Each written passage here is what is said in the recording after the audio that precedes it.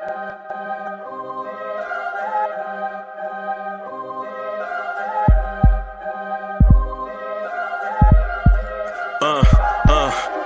rank where the view is nothing less than phenomenal. For how I express and project from my abdominal. The only view better, both my daddy and my mama know. No living parents, my sons give me balance. My wife is my serenity, this mic is my identity. The world is foul enough, that's why I write without obscenities. Provoking danger with broken language and spoken anguish. Begging to get hurt, why would you ask to go through changes? Yes, Lord, life's a chessboard, master the angles. Control the tempo, be the one who holds the info. Acknowledge is just as deadly as machete swings. When spoken, the truth is as potent as that Medellin. While others swear the style is free, I just let it ring. Our time is undervalued, soldiers make us better kings. My fans on my shoulder, reaching after better things. Today I take the shot, for them I'd rather set the screen. My mama told me follow my dreams. My daddy told me get it by any means. Stand tall, make him bow to a king. But I've evolved, you can see the resolve. Look in my eyes when you speaking to God. Life and for those who we caught up in using what I was scarred with the muse. I guess they call it proving I'm more than an artist. Penciling out my darkest while stenciling out a harvest. And storing what gets me from A to B, just like garages. Instrumental with collages. Envision what I've been drawn. Broadway to give you rhythm like the great Lena Horne. So bent on, found comfort in the storm. Find peace and on when you see them others perform. Organized chaos, outcasted like hey ya. Yo, party people in the place to be. What's good? It's your man, the number one chief rocker in Knicks universe, Uncle Freezy, and welcome to the Knicks Morning Drive. Welcome to the Knicks Morning Drive, man. Y'all see the thumbnail. Y'all see what it is. Y'all see what it is. Let's start this thing off right. Let's start this thing off quickly, right? Blue tears, orange tears, orange tears. Them. Throw your hands in the air and wave them like you just don't care. And if you got some low and take a juicy fruit, somebody say, oh yeah. Oh yeah. Scream! Let's go. Y'all want to start this thing off right?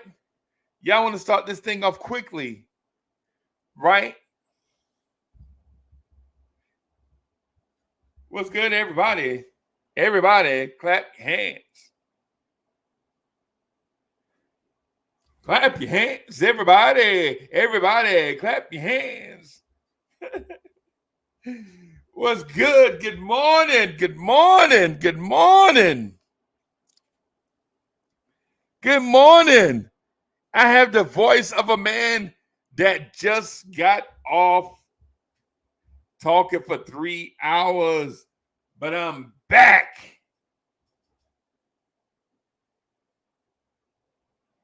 What's good, everybody?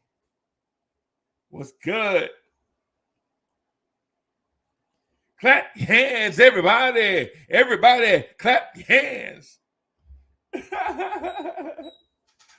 Good mornings, good mornings, good mornings, good mornings, good mornings, good mornings, good mornings. Wake up.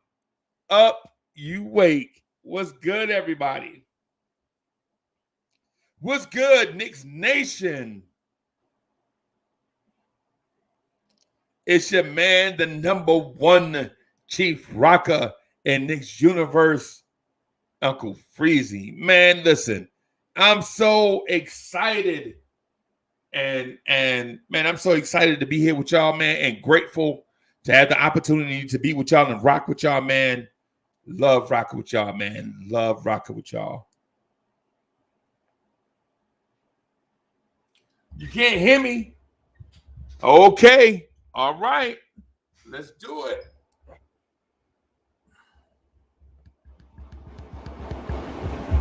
How about now? How about now? My mic sound nice? Check one. My mic sound nice? Check two. What's good, everybody? Let's start this thing off with a quote.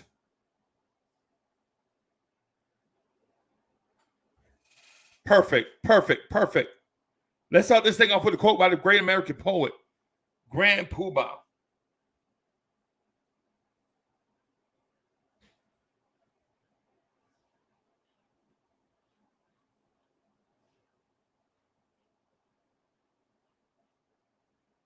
Let me see.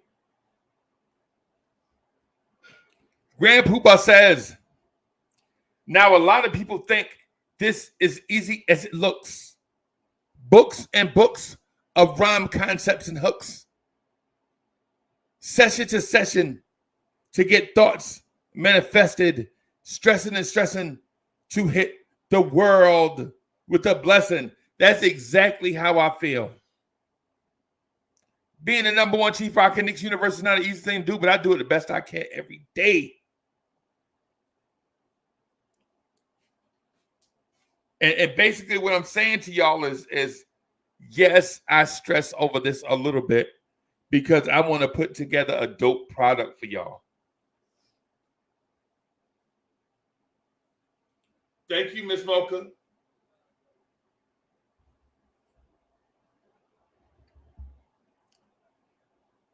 Shout out to Miss Mocha, man. You know what I'm saying?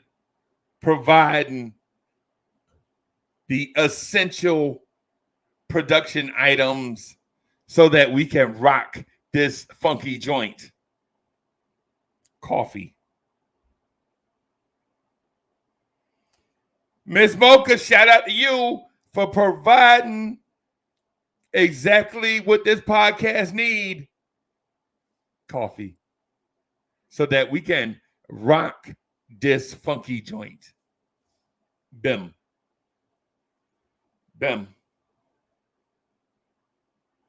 So I understand I have a polarizing topic to discuss with you guys. And I understand that the topic that I'm going to present to you, and I do need your feedback, guys. And again, for those that don't understand how this works, I throw a topic out there to get you guys' feedback on it so that we can have an interesting conversation about it. This is not all my thoughts. And I'm going to drive the conversation by asking questions on both sides so that we can get a clear understanding of how you guys feel. Not me. I know how I feel. I don't need a microphone or headphones or to live stream to understand how I feel.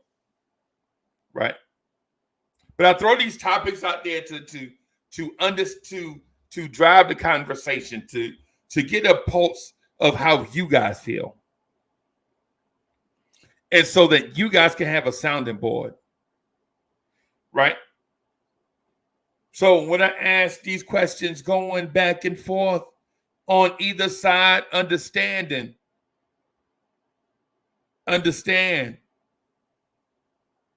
that I want you guys to drive the conversation. Right? Because it's not about me, man. It's not about Uncle Freezy. It's about the Jerry Fitzes of the world. It's about the Andrew Colleges of the world. Right? It's about the Andre Bryants, the wackos. Right? It's about the RC creatives.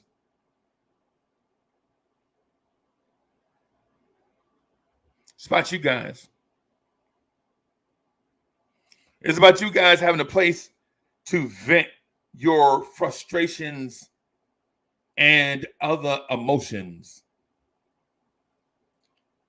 A place for you guys to vent your joy and things like that. DSJ is in the building. DSJ, what's good?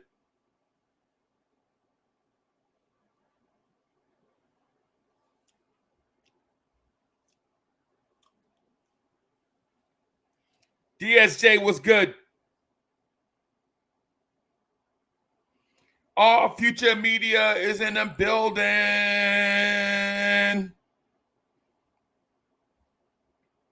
So got a programming note. Our guy, the OG, double OG, triple OG, Rob, the knowledgeable nigga, be in Las Vegas, Nevada for the second half of the Knicks Summer League games. He'll be reporting live, or trying to anyway, because you never know how things go, everybody. Our intent is to bring live coverage from the Las Vegas Summer League, right? But we tried to do it 1 year, and then there was an earthquake. We tried to do it 1 year, and it was like an earthquake or something. And then we tried to do it another year, and it's like some goons was walking by like, no, you can't do the. You know what I'm saying?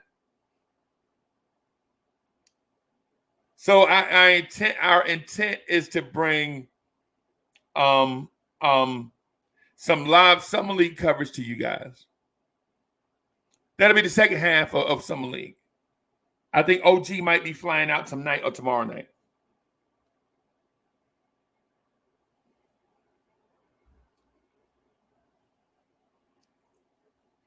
So we're gonna do that, right? That's part of the programming. We're gonna be doing the Knicks Morning Drive 7 days a week. I'll be right here. Somebody buy me a coffee or something. Somebody buy me a croissant or something. Yo, I ain't gonna lie to you. The alarm clock went off. I was like, what's that? The alarm clock went off this morning, man. I started to look for the Roscoe. I started to look for the heater. I started to clap everything and I started to clap everything below the Mason-Dixon line. And the alarm clock went off. It just go to show you, bro. Hey, man, look, we just trying to give y'all the best stuff we could possibly give.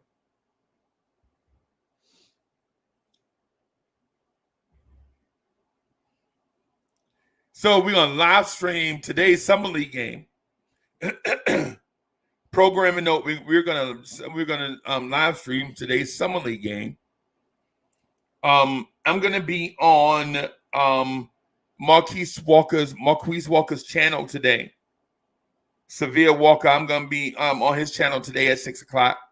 Hanging out, just chopping it up. We're gonna do Summer League probably whatever time the Summer League game is. Whatever time the Summer League game is, we're gonna live stream that also. And then we'll do the Knicks Tonight podcast tonight about 11-ish. So we're gonna have a busy day today and a busy day tomorrow. And we want you guys to check out the majority of the stuff. Come through, hang out with us. Right? All right. So let's get into it. Pudge, you said the game is at 5? I told Marquise, man, that I was going to be there at 6 for his thing.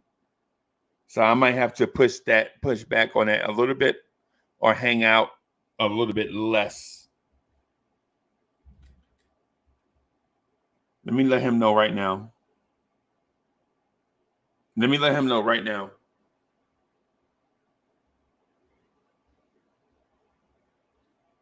Word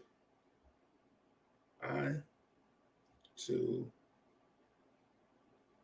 live stream the Knicks game, but I'll hang out as much as possible.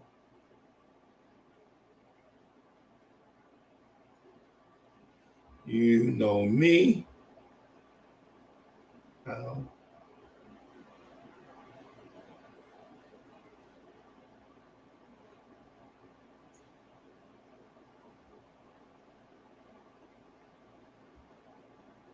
hang out.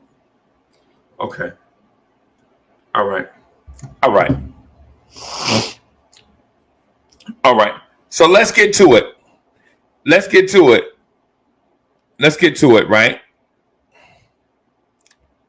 Let's get to it. The Melo thing is intriguing in a sense, right? And listen, DSJ, if somebody goes to CK2K and be like, Uncle Freezy be flip-flopping, man. He said he want Melo, and then he don't want Melo. Which one he want? See, hey, DSJ, why the trolls do that to me, bro? DSJ, why the trolls do me like that? The trolls, I'll be crystal clear, like, hey guys, I'm gonna bring up a topic and I'm gonna ask certain questions to drive the conversation. Right? I'm not on either side. I'm speaking from objectivity. I'm like going straight down the middle.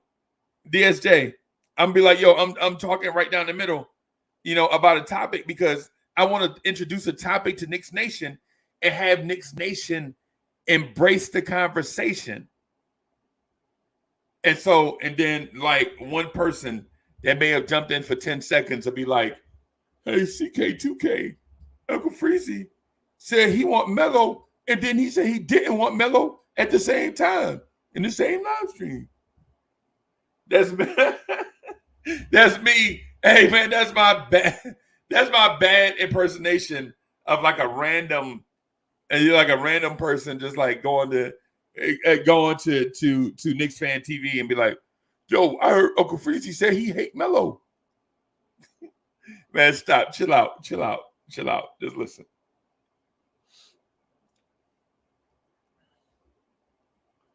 Yo, Pudge, I forgot about the CJ meme. The CK2K meme. I forgot about that.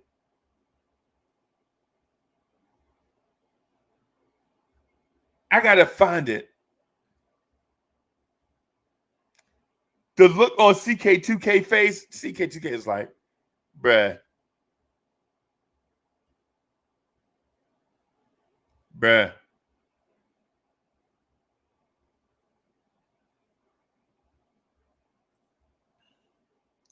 Mr. Rivera's in the building.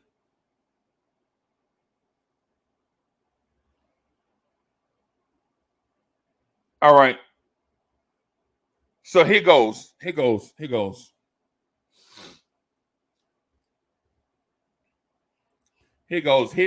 the Melo side of it. Here's the Melo side of it, right? And the Melo side of it is multi-pronged.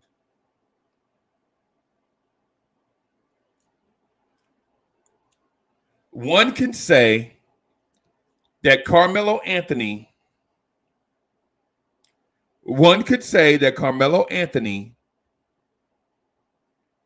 is the greatest Knick of this millennium. One could say there is a line in the sand, right? There is the Patrick Ewing era from the year 2000 to 1980.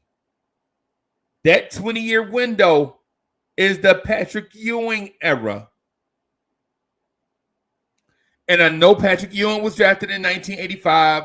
Listen. Follow. Stop skipping ahead. I understand Pat Ewing was drafted in 85. I was there. I was alive. I was in the city when it happened. Right? And then there is the Carmelo Anthony new millennium. And I understand Carmelo didn't get here until 2000. I understand. Listen.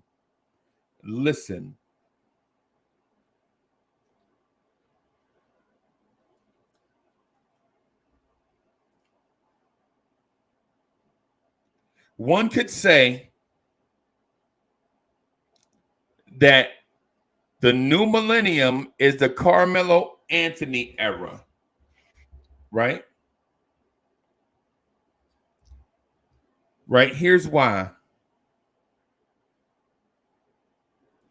The Knicks did not have a multiple time all-star in this millennium.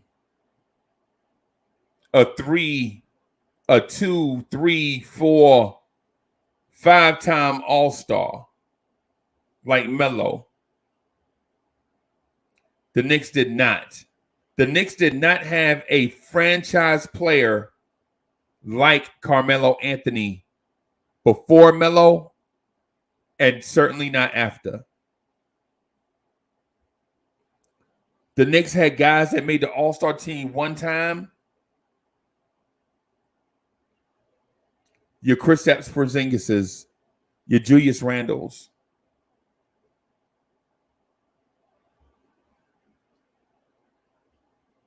Right? And I'm sure there were other all-stars sprinkled in there somewhere. I just can't remember, and it's not important for right now.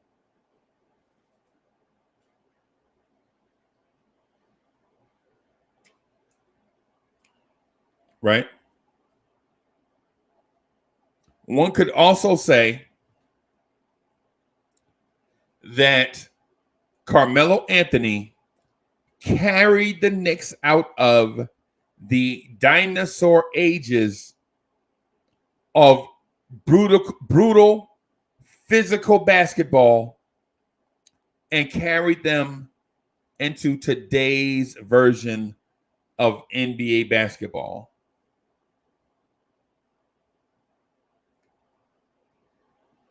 Carmelo Anthony in a Knicks jersey went up against the Titans of this era.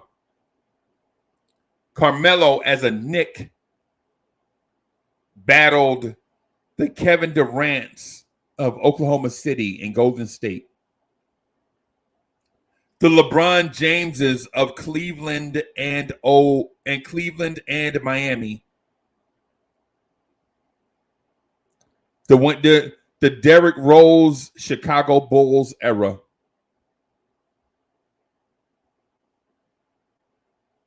The Dwayne Wade Miami Heat era. The Paul Pierce Boston Celtics era. The Paul George Danny Granger Indiana Pacers era. Carmelo Anthony donned the orange and blue, the blue and orange, to battle all the Titans of the new millennium, and he did so as a Knick. Whereas Melo wasn't here for the entire early first part of the decade, and he hadn't been here for the last 3 or 4 or 5, whatever amount of years, right? He carried us for the majority of the team's success in this millennium. When you think 2000s basketball, you want to think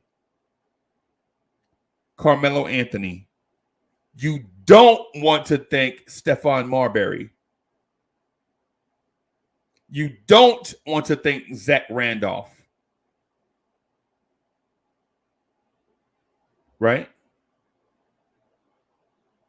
When you think 2000s New York Knicks basketball, your memories take you back to teams where Carmelo Anthony was the best player.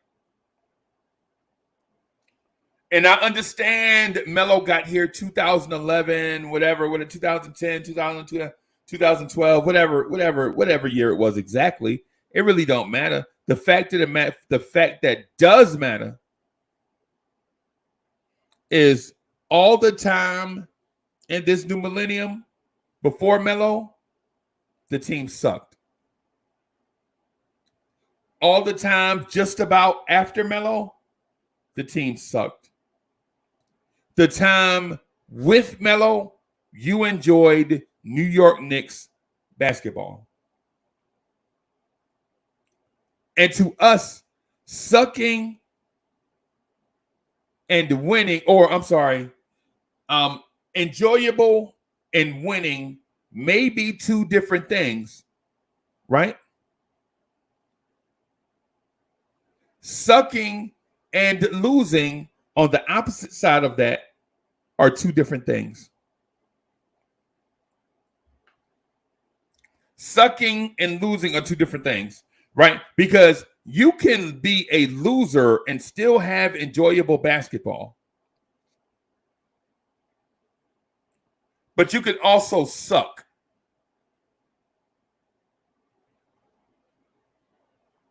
You can also suck. Like the Emmanuel Mudiay year.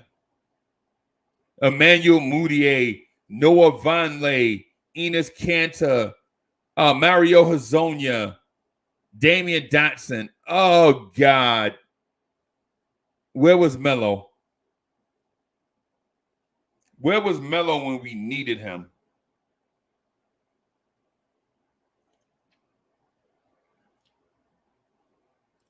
And the way that Melo left town left an indelible mark on us as Knicks fans because of the way how he was pushed out of town.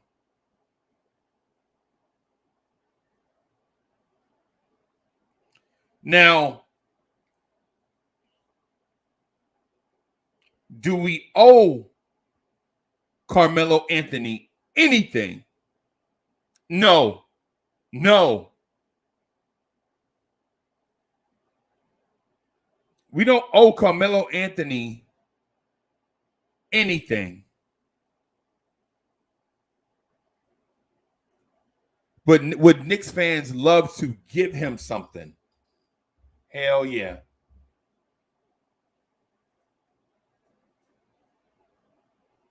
Do we owe Carmelo Anthony anything? No. He left it all on the floor, and we gave Carmelo Anthony everything we had in our hearts. Everything.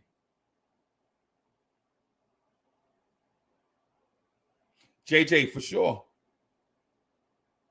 Let's go.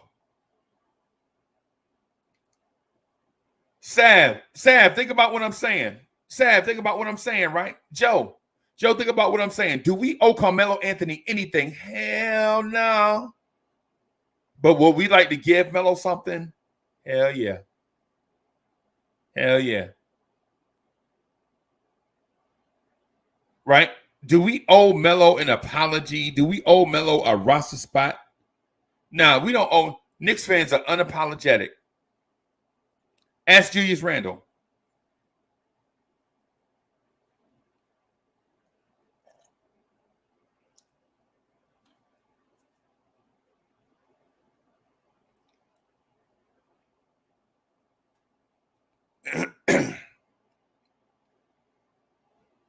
Ask Julius Randle.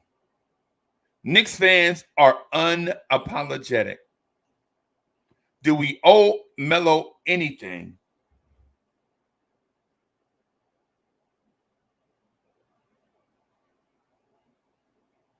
We don't owe Carmelo Anthony, if you're watching, salute to you, sir. Appreciate all the work you put in for all those years as a Knick, and appreciate you carrying this team, this franchise on your back through some real lean years. But do we owe you anything? Hell no. But do we want to give you something? Hell yeah. Hell yeah. Right? Right? What do we owe Carmelo Anthony? Nothing. Like when he left it all on the floor, we left it all on the floor. Man, we was in these message boards calling into ESPNs and all these big monsters. Melo, bruh, if YouTube was popping while you were here, you'd still be a Knick right now. Melo, listen, I'm telling you, Carmelo Anthony, if you watching, if YouTube was around and guys like me kind of knew what to do, you'd still be a Knick right now. You would never have left.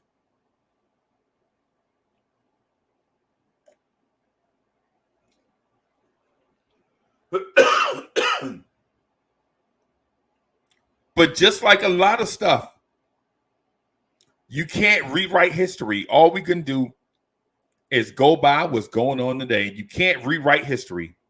You can't. I don't care how many Marvel movies you watch or how many superhero movies you watch. You can't go back in the past and change the past. All you can do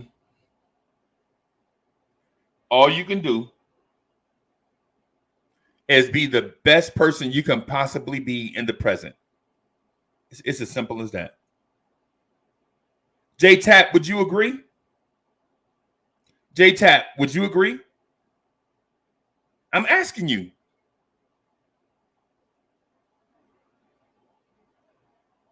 I'm asking you.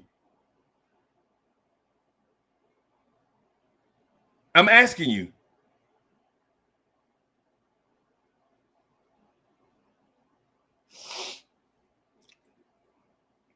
What I'm saying to you guys is this. What I'm saying to you guys is this. Do you think, or I'm asking you this, do you think we owe Carmelo Anthony anything? Do we owe him a big bonus, like a big veteran contract, or a roster spot, or do we owe him rotation minutes? Right? Do we have to retire his jersey? Hell no. We ain't gotta do nothing. But do we want to? Hell yeah. Hell yeah.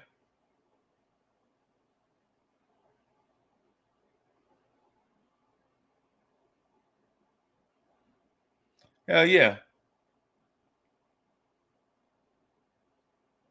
Right? Knicks fans, a lot of Knicks fans have soft spots in their heart for Carmelo Anthony. I do too. Right? But for what he did, right? Now, here is my statement against bringing in Melo. And I know some people are going to be like, man, Uncle Freezy is all over the place. They're going to be on in CK2K chat. Like, yeah, they're going to be in the nothing but Knicks chat. Like, Uncle Freezy said he loved Melo and he hate Melo in the same live stream. Listen, calm down. Easy. Just listen to both sides of a conversation and you deduce what you want. Right? Just reduce what I said down to the bare bones and make your own observations and share them with me based on the things that I presented to you.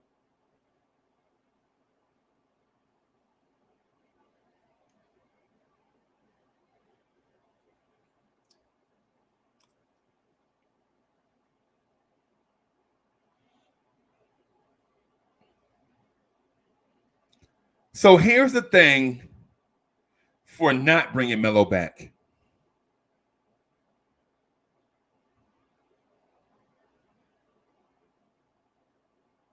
Here's the thing for not bringing Melo back, right? Melo is the greatest Knick of this millennium, period. There's nobody close. Melo is the greatest Knick of this millennium, and there's nobody close. And you know what comes with that? Shadow. The unfortunate thing about being about being a giant is you cast a shadow. Right? Sure, when you're a giant, sure, you can reach things on the top shelf. Right? You can reach things on the top shelf. As a giant, as a titan, you can fight other titans. But what you do to non-giants and non-titans is you cast a shadow.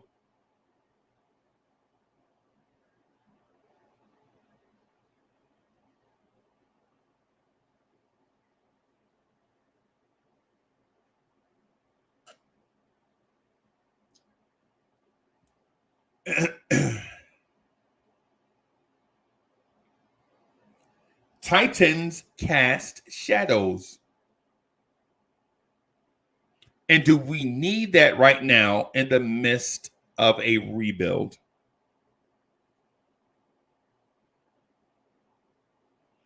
Do we need legacy guys like Melo? Melo is a legacy guy, right? Like when Dwayne Wade went back to the Miami Heat after playing for the Cleveland Cavaliers and Chicago Bulls, Dwayne Wade went back to Miami and he cast a large shadow because he was a legacy guy.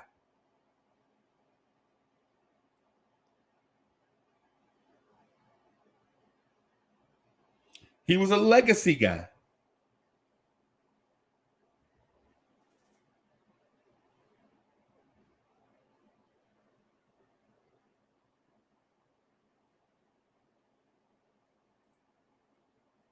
Jay, I got you, but let me finish both sides first.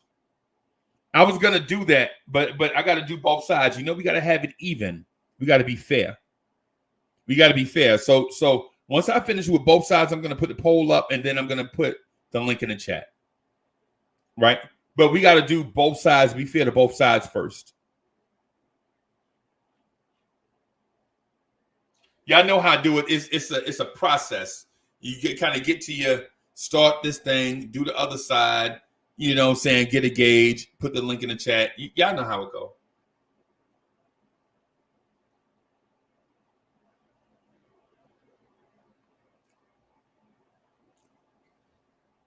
You don't become the number one chief rocker in Knicks universe by skipping steps. Clap your hands, everybody. Everybody, clap your hands.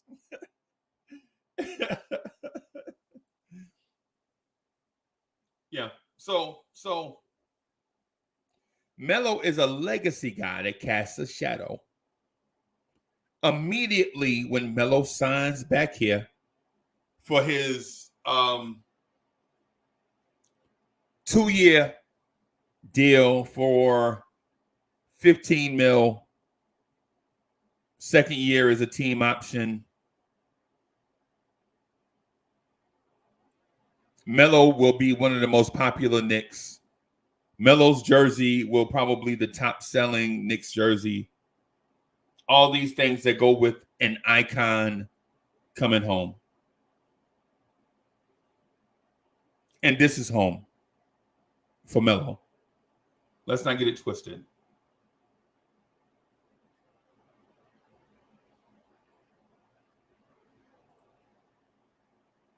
Let's not get it twisted. New York is home for Melo. But here is the thing. When Melo comes home, he casts a shadow. Right? All of a sudden, when Melo comes home, RJ Barrett's not the number one, a top 10 selling jersey in the league no more. Right? He might be top 20, but so would Melo.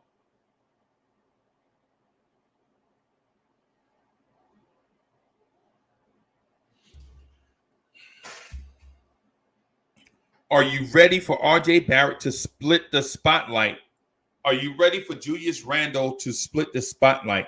Are you ready for Jalen Brunson to split the spotlight with a guy that's probably going to be playing 10 minutes a game?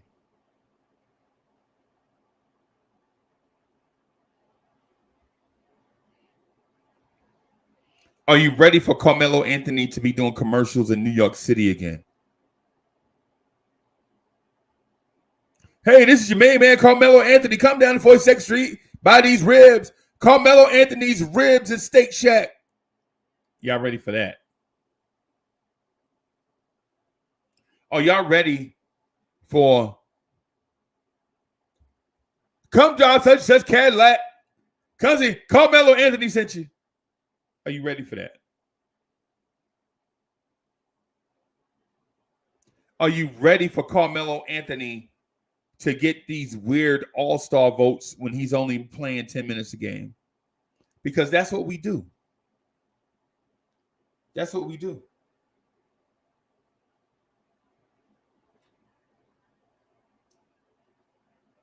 Are you ready? Are you ready to chant "We want Melo" after Cam Reddish misses 4 straight shots? After Cam Reddish goes 2 for 7, are you ready for the Garden to go, "We want Melo. We want Melo"? Are you ready for that? After Cam Reddish goes 2 for 9 and misses a key free throw in a crucial game, are you ready for the Garden to start, "We want Melo. We want Melo"? These things are going to happen. Paris Duggan, thank you for your just contribution. Paris Duggan says RJ and Randall need someone to shield and protect them. Are you ready?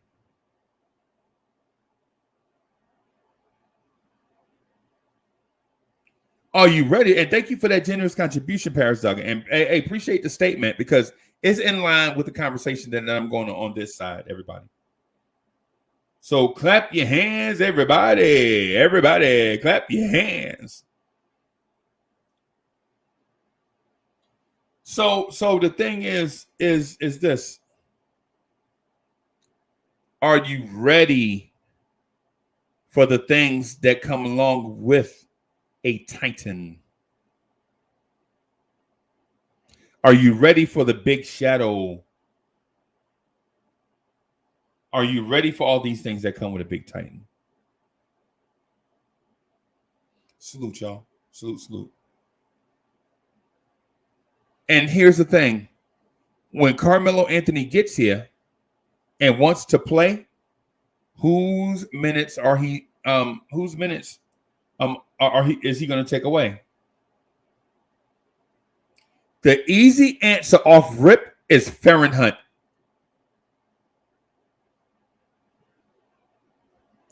Farron Hunt's growth and development will be stalled immediately because of Carmelo Anthony. Cam Reddish, his development will be stalled immediately as soon as Carmelo Anthony signs with the Knicks.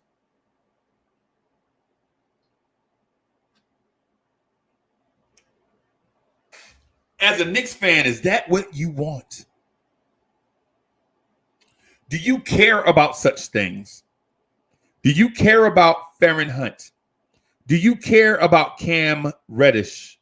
Do you care about Obi Toppin's minutes being pinched into by a guy past his prime, reliving, coming back to the city of glory, a city where he made a name for himself so that he could do a victory lap?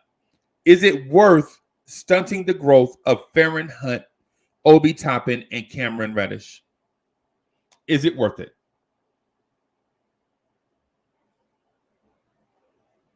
Do you care?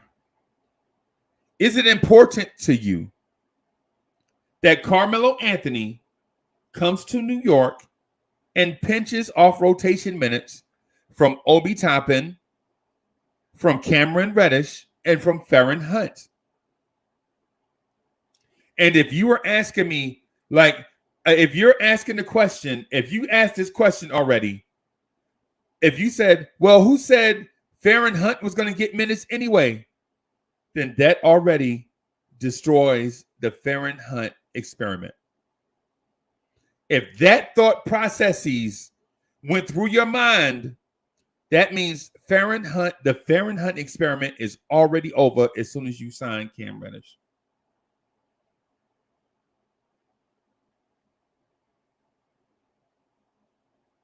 I mean, as soon as you sign Carmelo Anthony, I'm sorry. As soon as you sign Carmelo Anthony. Right? So should Melo sign with the Knicks? Those on the positive side, those on the affirmative, will say, we don't owe him anything, but we would love to have him. Right? We don't owe Melo anything, but we would love to have him. And those on the nay side say, why waste the roster spot in a rebuild for a guy that's going to stall the development of young players with potential? Now, I'm asking you, Knicks fan on a Sunday morning, what do you think? Do you want Carmelo Anthony to sign with the Knicks this season? I'm gonna put a poll in the chat. I'm gonna put a poll in the chat, and y'all answer that.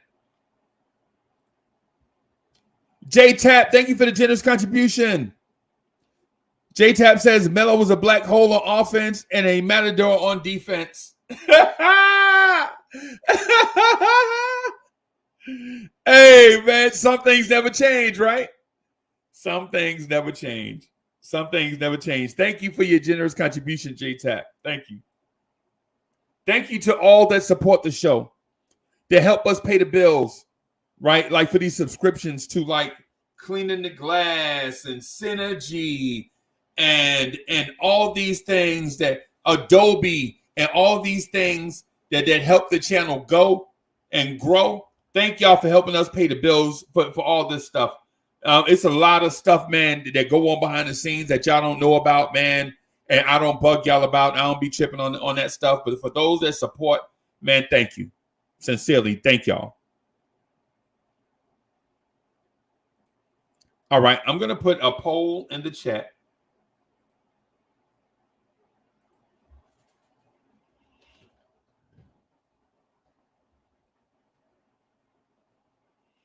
Should the Knicks sign Carmelo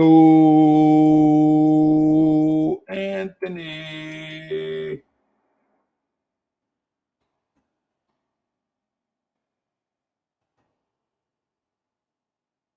To a contract this season?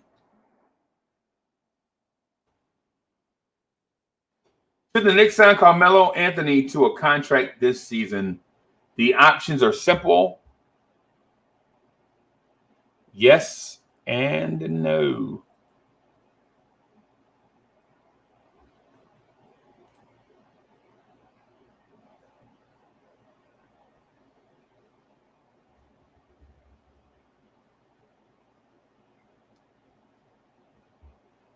All right, I'm going to put the link in the chat.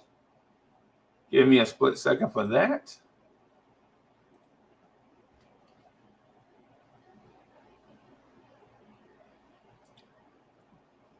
And again, I'm going to stay straight down the middle on this one. All I want to bring to the table is the facts that matter. Right? The facts that matter. So, because sometimes I bring the facts and the super positive people, they'll be like, why Uncle Freezy trying to be so negative? And then the negative people be like, yo, why Uncle Freezy be trying to be so positive? You know what I'm saying? I'm just trying to push it down the middle, man. Just trying to hold it in the road. Y'all know the deal. Joe Madden. What's up, Freezy? Ain't nothing to it, man. What's up in the chat? How we all doing? Yeah, man. Yeah, man. Good morning. Good morning. What's happening? Hey, Nice not day. too Nice day up here in New York today. It's nice. good, man. Good, Beautiful man. Sunday morning. We got Knicks at 5:00. Got summer league all day. All day, bro. All Good day. stuff. It'll get a little depressing now because once summer league's over, we're gonna have that 2.5, 3 month quiet time where it's like, well, right, what's happening? Radio silence, right? Silence, right? Yeah. You got football comes then kills about a month of that, but when it comes to basketball, it's very dead. Well, hey, but Joe, you know what? I'm doing the Knicks Morning Drive 7 days a week and the Knicks at Night podcast 7 days a week. So we'll have a place where we can vent and talk about all the stuff that we've seen. Stavadan, good mornings. Bless up. Stavadan, what's good? Well, go on, blessed morning to chat. Blessed morning, Joe. Freezy already know. Blessed love. Interesting topic this morning. But let's get it in, man. Hey, what side of this are you on? Do you love and appreciate Carmelo Anthony's contribution to the Knicks? Yes, I do. And does that directly tie into whether you want Melo back here or not? No, I don't want him back. Okay.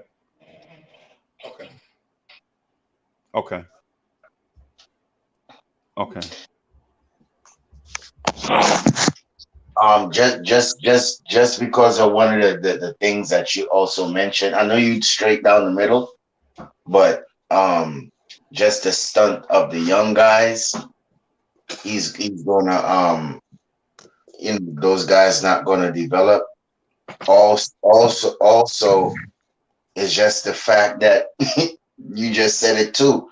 These guys not hitting shots, and all of a sudden he ain't Melo in Garden chanting for Melo. So right. I mean that to me, in my opinion, that wouldn't be a good look, know. And some people will just love to get rid of Randall for a bag of chips, just to bring Melo in here, just for his attitude. Not basketball reasons, his attitude. So let Melo go to Phoenix, LA, Milwaukee, Miami, one of those contenders to try and get a ring, because I want him to get a ring. What is the sense for him to come here behind a bunch of young kids that's not probably even going to probably make it to the second round? Not even the second round, probably even the play-in. Right. So I wouldn't try to waste his last good years just to get a farewell tour to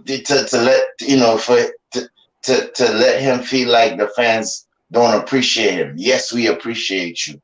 Yes, we love what you brought to the city. But in your state right now, I don't think you should be a Knick. Yes, you could sign a one-day contract, get your jersey retired that day, put your number in the rafters. Yes, we would love that. But I don't. It doesn't make no sense for him to come here. That's just my take on that.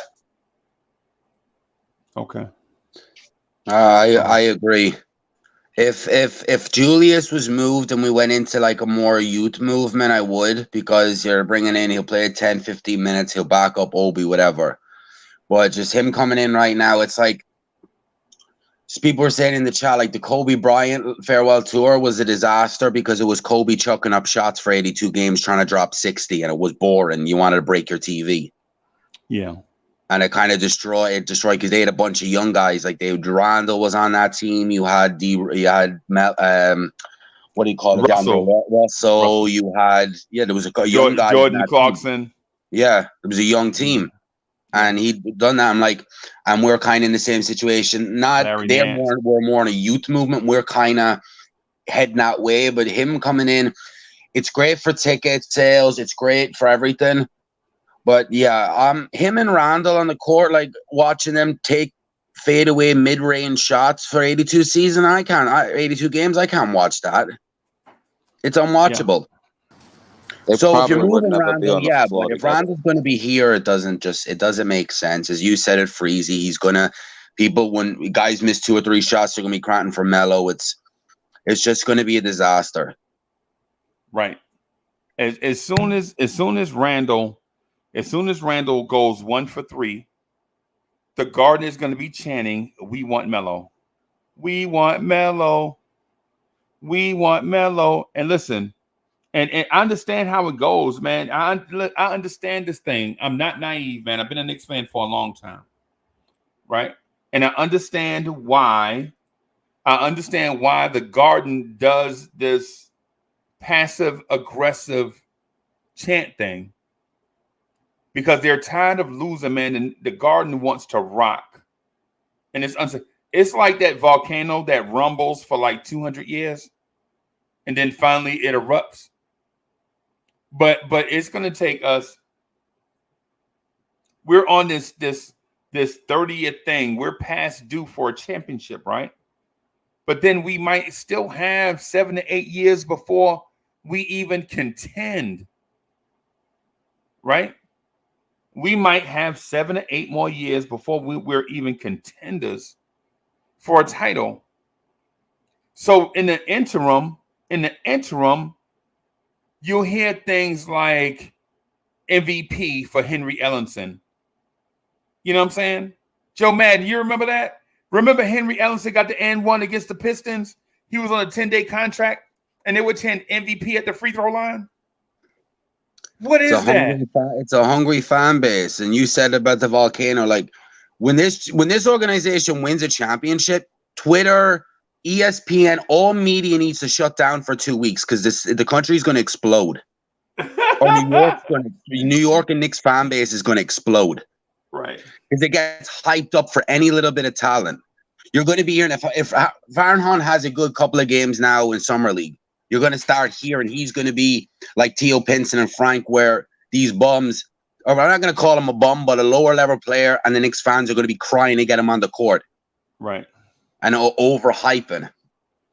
So that's why I think when we do win a chip, it's going to be, you're not going to be able to handle it. Be crazy. It's what we do. It's what Rivera. That's what we do, right? I mean, it is what we do, but I see a lot of positive in it, and then I see everybody negative in it. But who's to say it's a farewell tour? How you know, like, he could still probably get traded with D Rose mid-season if the team not winning to a championship team. Bro, what sense would that make for him to come in and then trade him in a package and the trading? Does that really make? Think about what you just said, bro. It's many positives, bro. Everybody getting upset about something. It's a mid-level exception, first of all. So it ain't really nothing. Second of all, ain't nobody else taking that contract. Nobody else. Like, let's say TJ Warren was still out there. Y'all wanted TJ Warren? Who else? Who else is out there? Nobody.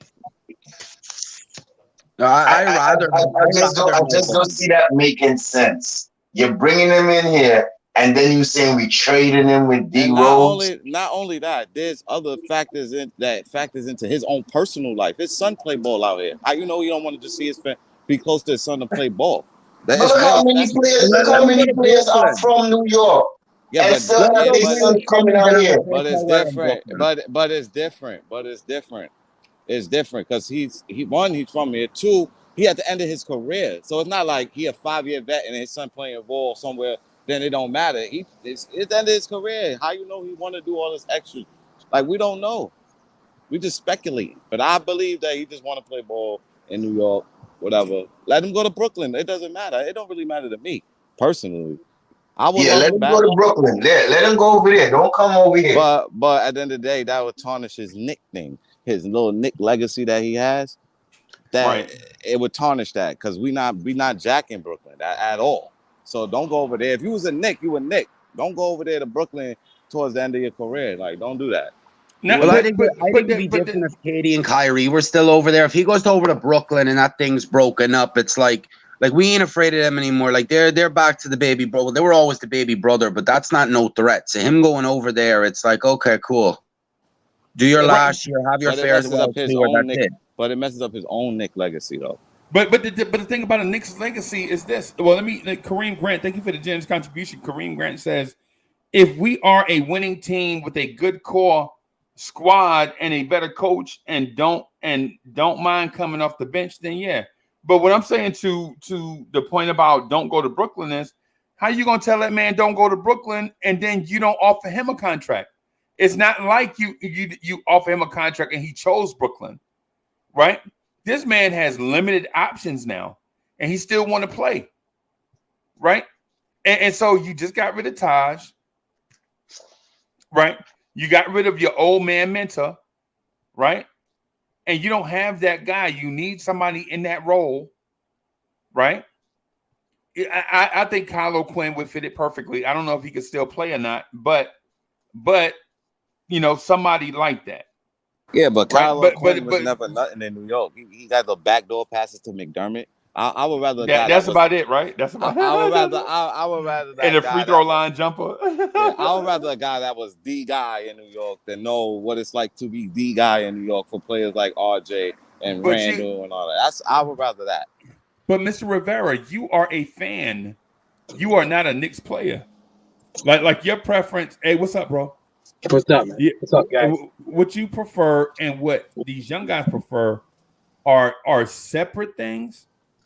And the reason why I want to clarify that, it's the reason why I stated earlier, as a fan, we don't owe Carmelo Anthony anything. Oh yeah, we don't. But if he comes here, we definitely give him all the love and support possible if he is receptive to it.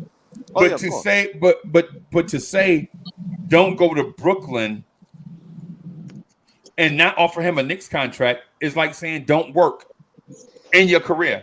Oh, I never said don't offer him a Knicks contract. Of course, offer him the Knicks contract. If you don't want it, then okay, I already offered it to you. What more can I do?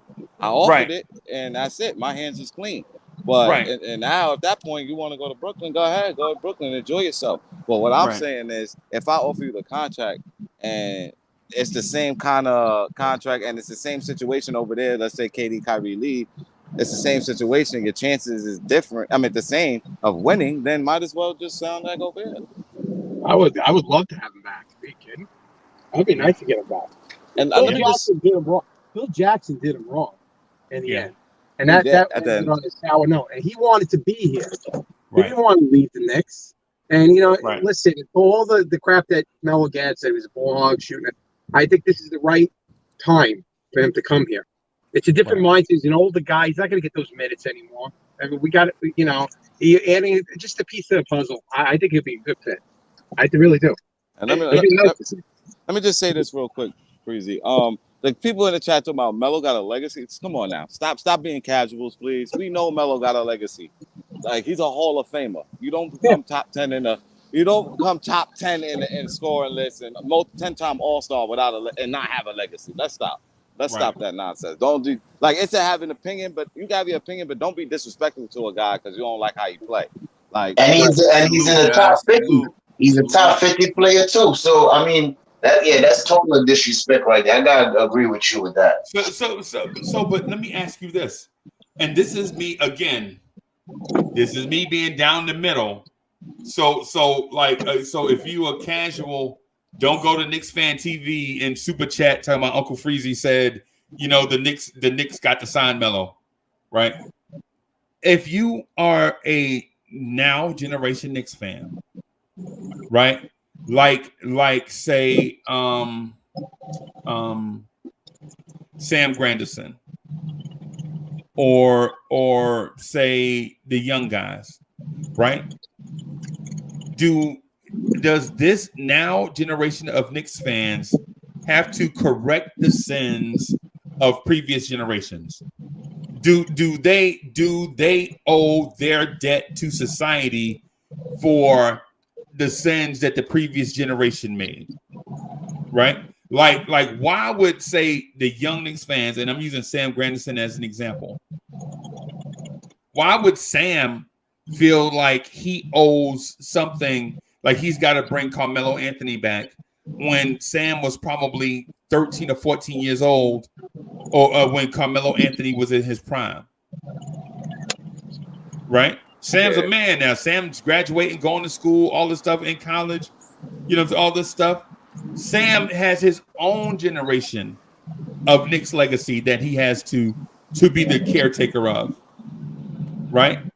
His own legacy that he's got to like I have my own Knicks legacy that I have to be the caretaker of. Like when people talk greasy about Clyde Frazier, I have to stop people in a place and make sure they respect Clyde Frazier and Willis Reed and Phil Jackson and Earl the Pearl and all those guys, right? That's what I owe to any conversations. And then there's the Pat Ewing era of guys, right? There's a Pat Ewing era of guys that always say, don't disrespect Pat. Don't disrespect John Starks. Don't disrespect Anthony Mason. And then there's this era, the R.J. Barrett era. And you can call it what you want, but this era is the R.J. Barrett era. It's not the Randall era. It's not the Porzingis era. It's not the Derrick Rose era. This era is the R.J. Barrett era, right? And even though Quickly's a decent player, Obi's a decent player, all these guys are decent, you just signed a guy to a bunch of money. This is the R.J. Barrett era, right? And the young guys are going to defend the R.J. Barrett era. And if you're an R.J. Barrett era guy, why do you have to make up for the sins that were committed during the Carmelo Anthony era? Why? And I'm not saying don't sign Melo. I'm asking you guys the question. Why? Why? You don't. You really don't. All of us don't have to pay for the sins from the past. But my thing is with Melo is, let's be honest. We're going to talk facts as facts. Like you said, all facts. Here's the thing. The same people that makes excuses for Dame Lillard, right? About, he didn't play with nobody. You don't have, who the hell did Melo have in the Knicks that helped outside that 1 year? Can you please name them? If you can name them for me, then I'll say a whole written apology to everybody. But as a Knick, who was his help going against the LeBrons and the D-Ways and Chris Bosh all on one team? Who was his help? You got to help other people to help yourself.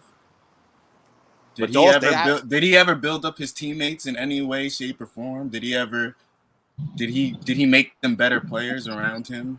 Was Melo known for that? Or was he just known to get what he gets, and that's it?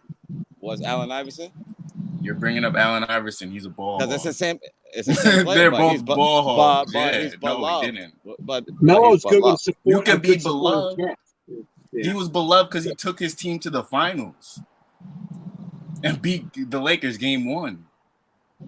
Whoa, what'd they do? He was making history. Melo took this team to the second round. We don't owe that man nothing. But I didn't say he owed him anything. He took his bag and that's it. He wanted his money. That's what I think. How you gonna say somebody just wanted his money but play hard every time? He's a scorer, bro. He played. He's gonna score the ball. You put the ball in his hand, he's gonna shoot it. But did he play defense? Like, did he do everything else? How many stars in this league right now play defense? It's probably a handful that play both sides of the ball elite like that. It's probably a handful. No, Carmelo played hard when he was here. Yeah, Carmelo played hard. He played hard. You can't slide him down. Did he make his teammates better? Yes. Will he make his teammates better? And will he make this team better? Yes. How will he make this team better? And by this thing called gravity. Yep. By gravity, right? Because the more when you have Melo on, no. When you put Melo on the floor, Melo is such a dominant one-on-one guy that other defenders have to pay attention to Melo. And so what that does is it takes less attention away from R.J. Barrett, who now when he goes to the hole, you don't have 3 people there. You have one person there. Now I'm looking sounds at good, but then you check on the other side of the ball because you got to play defense too. RJ's gonna have to be helping this dude because he's gonna get blown by. But the thing about wait, hey, hold on, y'all, hold on, stop right there, because what you did just now, what you just did just now, is the old magician trick where you snatched the tablecloth from off the table. Yeah, I remember the old magician trick. Anybody here old enough to remember that? No, where you have a table full of dishes and stuff, and you snatch the tablecloth off without breaking all the dishes. That's what you did just now, Keyshawn. What you did was ask a question to us, and then when we answered it, you didn't have a response to it, so you moved along to something else. The thing is, I answered your question, and I asked you the reverse. I said on defense, I didn't. Other side of the ball, what would happen? But I never asked you a question. No, I never asked you a question. You asked, "What did Melo make his teammates better?" I said yes. You said how. You asked how. I said through gravity. Right. I explained what gravity is on the court, and then you immediately, knowing that Melo brings that to the table, but still are against Melo being here, move the thing to another topic. Well, what about his defense? When you could have just said, Keyshawn, right there, you could have just said, "Listen, man, defense is." But you could have just said, "I don't want Melo here." That's all. Simple. I don't want him here, but I just wanted to know from you guys' point of view, like, why do you guys think he will be an asset to this team? But again, you gave me a reason, and I'm not attacking you. And I'm not attacking you, by the way, either. I'm just saying, just clarifying. I get it. But you got to remember, there's defense too. You got to play defense. It's not just offense. Right. Okay, but when would Melo and listen, be on the floor what do we together? need the most? What do we need the most on this team? A defensive wing player? So you think Melo? So we're gonna get Melo. That's gonna solve the problem of our defensive wing. And you think that Melo, at this point of his career, is gonna make that? Right. Hey, let me do this real quick. Donald Cannon, thank you for the generous contribution. Donald Cannon says, "Does anybody want to date their ex? No, because that train has left the station. Like Fat Joe said, yesterday's prices are not today's prices. It's over. Let them go. Let them go elsewhere." And J Tap, thank you for the generous contribution. J Tap says Melo will draw attention on the offensive end, but he ain't gonna pass the ball to a cutting RJ. I understand that. It's all about the different. This is different now. This guy's like basically at the end of his career. Right. Right. You know, and it's a different mindset, I think, in his life now. I don't think it's not going to be the same when he comes back, but to have him on the team. See him in LA? What? You see him on the Lakers? Yeah, I did see him on the Lakers. That was his role, though. That was his role. His role was to spread the floor for LeBron and Anthony Davis. They were like, "Yo, Melo, when you get it, shoot it." And so he became a spot-up shooter to help the team. Now, if you're asking, is Melo willing, at his advanced age, willing to conform to what the team needs? Then look at what he did in Portland when he changed his game to get Portland to be more of a team player. And then look at what he did. Yeah, and look at what he did in Los Angeles to become more of a team player. Now, when he comes to the Knicks, to say that he won't do that for the Knicks when you saw it in 2 previous stops, not the fact that he shot the ball, but the fact that he changed his game to help the team win. He did it in 2 previous stops. So for us to say Melo won't change, I would say give him a chance. Now, am I saying I want him here? Remember, I'm going down the middle of the road. I'm defending both sides. Right? I'm defending both sides. Right?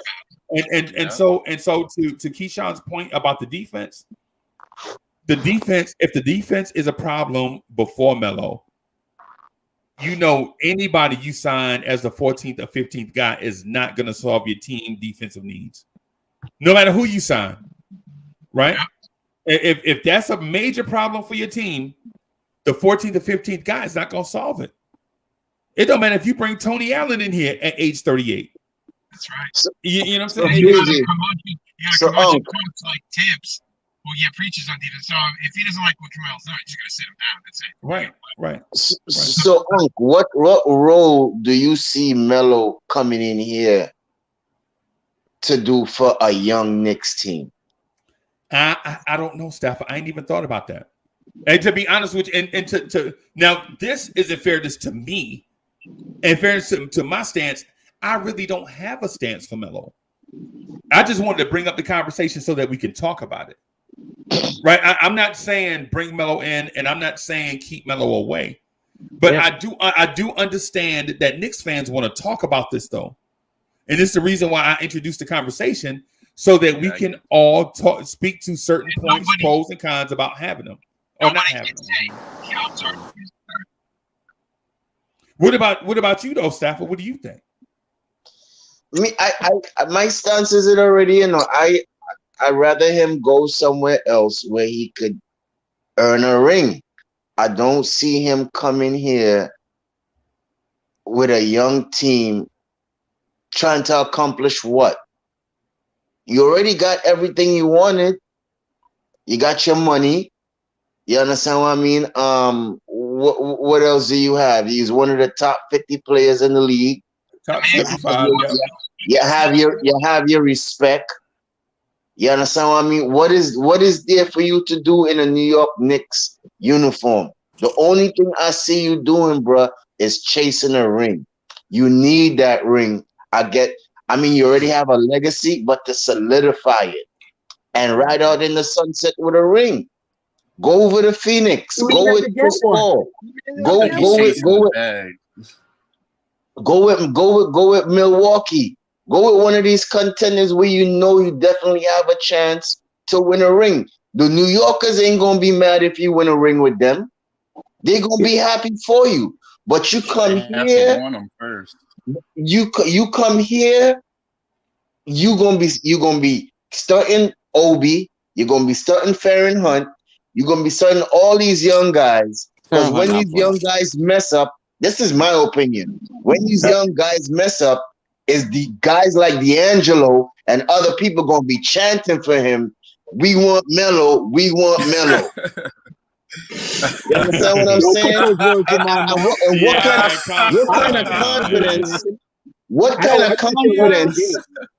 What kind of confidence are you giving these young guys when you bringing in a player like Melo taking their little shot? Stafford, the man can still score. The man can still score. I never said that. D'Angelo. It's nice to have him another tool in the chest on the bench. Him coming off of there. Use the word gravity. Gravity. A lot of things are gonna pull his way. The news media, they're gonna start stirring things up. You know how this thing goes. But that always happens. One little bad thing's gonna happen. Oh, Melo. Him and Randall. You think him and Randall are really they mesh together? Like, who cares? Oh, do they care? Like they're both headstrong players. Hey, and so J-Tap, thank you for the generous contribution. J-Tap says, do you think Melo will go to the Hall of Fame as a Knick? That's an interesting question. That's a very interesting question. I would say give me personally some time to think about it. But these guys have their own opinions, though. Hey, I'll be right back. This coffee. Coffee sends me straight to the bathroom, bro. I don't know why that is. Coffee sends me straight to the bathroom. I'll be right back. I would say. What you said, D'Angelo? I said, don't leave me in the room with you. You can just yell at me. You say I started chanting or something. I would say Melo played one extra season with the Nuggets. Melo went further in the playoffs with the Nuggets. Melo broke the Nuggets records. Listen, I would more say go as a Nuggets Hall of Famer. I really don't think it would hurt us to have him on this team. I think it's just another tool in the shed, basically. That's it. All right. But if he do comes to the team, would you want him to have minutes? Or just situational? Situational. Yeah, absolutely. Situational. I think he's going to go with that. At this point in his career, come on. How many years left has he got in the tank? We don't. Again, that's hard to say. He's in good shape. He really wasn't injured for the Lakers. He did a good job with them, best that he could. They use him situational there. He was coming off the bench there. He wasn't starting. That's what we. Okay, so let me ask you this: Would you think he would accept that situational role? I think he has no. Listen, I think he has no choice. Or he just find another team. I mean, he's been since he left the Knicks. How many teams has he been on already? What's the been? 4? 3. 3? Yeah. No, so, 4. Excuse me. 4. I'm sorry. Yeah. So I mean, I think he would like to end his career with the Knicks. I would like to see that actually. So I would. Yeah, I'm like, if they sign him, they sign him. If they don't, they don't. I mean, That's it is it. what it is. I'm not fighting for it. If they sign him, they sign him. You don't. That's cool. I just think we got more team needs. I think we got more things we got to worry about than signing a dude past his prime. Just you rather have Taj or you rather have Melo? I mean, Taj will actually defend the 4s and the 5s. I mean, right. So, and that's what we need. We need someone that can defend. We don't need someone that's just gonna stand there and shoot. I like Melo, but I mean, I'm not where saying he's at is 2 different places. Mm-hmm. I'm not saying him coming here, but if he's going to take a role where it's situational, I think he would. You understand what I'm saying? And I will rather that he'd be like the 14th, 15th man on the bench. But to come in here and to get a permanent role off of the bench and take away from the young guys, I wouldn't want that. No, I wouldn't want that neither. Of course. If there's an injury where then he has to play, fine. I'm okay with that. So wait, Stuffer. So if he accepts that role, you're cool with him coming in? I have no problem with that. Well, there you go. But why is that a question anymore? Well, why is that a question anymore when he has done it the last two teams that he's been on? He's already accepted the role. No, but he wasn't situational on the Lakers, though. He had a role on the Lakers. No. That's not what I'm saying. I'm talking about like just a role or whatever the case. That he's not the star main attraction anymore. That shouldn't even be a question anymore. Like he's done it in Portland. Exactly. So he no other option. But you think that he don't know that? He know that. He's done it already.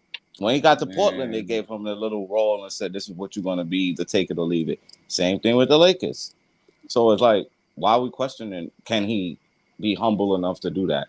He's already done it for the last 2 seasons. No, but I mean, we talking about farewell tour and him probably might be wanting to play. Bro, that's retire his jersey. I think that's a total situation. When you talking about farewell tour, you talking about guaranteed minutes. Well, we don't know if this is his farewell tour. So do you feel he's done? That's it. He's washed up. He can't do nothing for a team, or he's not equipped to do anything good for a team, including the Knicks. If he did come here.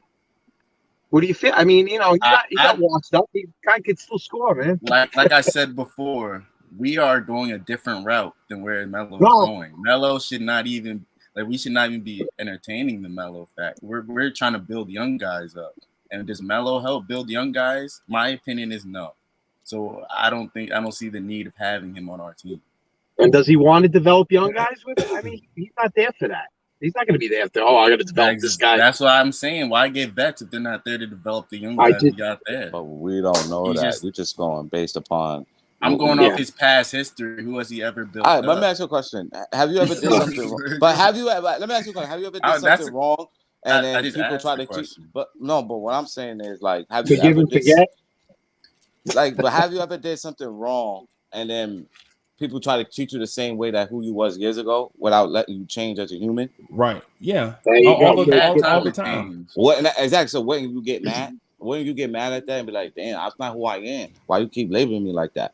I mean, teams didn't run because they thought he was the same player. Then Portland threw him a bone, and then he showed that, he could take a step back. That was the only reason that happened, though. All right, so then why you just wanted answered my to question? Still be a starter. They made him a starter. Eventually, due to injuries, Eventually, yeah. And so Ed Winning P2626 says, y'all overthinking this Melo thing. Yep. He's 38.